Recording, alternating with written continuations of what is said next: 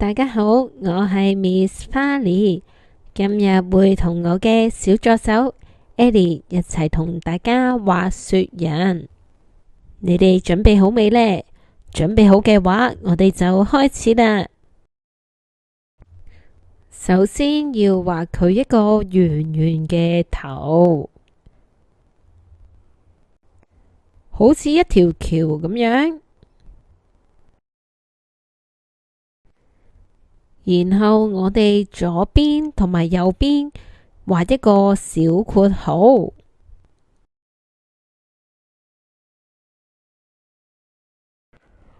畫完括號之後，我哋向下畫一個圓圓嘅形狀，連接返起上嚟。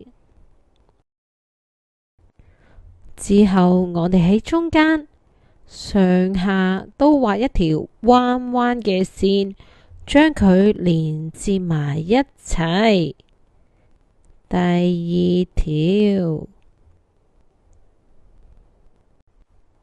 咁樣我哋就畫咗一條頸巾啦。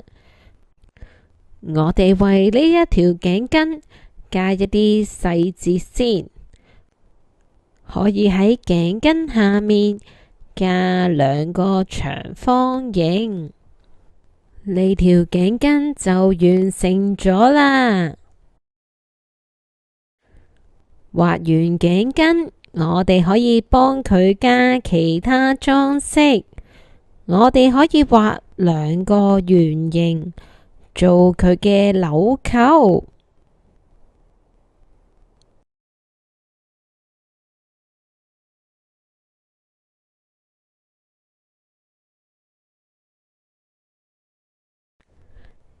然後我會畫兩支樹枝做佢嘅手。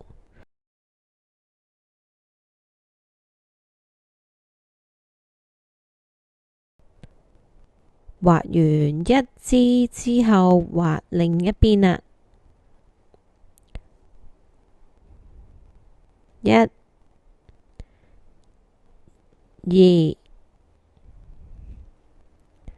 三，最後我會畫佢嘅五官。首先畫一個三角形俾佢先，呢一個就係佢嘅鼻嚟㗎啦。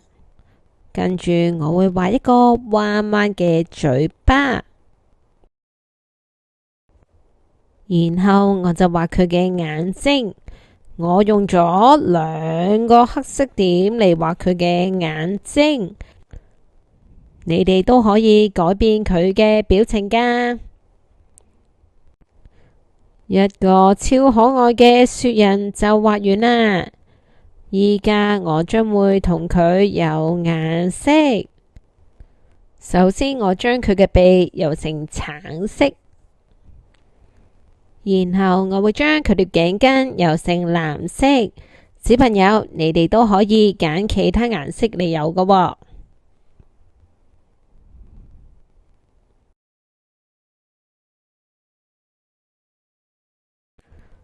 最後我將佢嘅紐扣油成黃色。呢一個雪人就完成咗啦。唔知你哋又鍾唔鍾意呢？歡迎喺下面嘅網站同我分享你哋嘅成品，我哋下次再見，拜拜。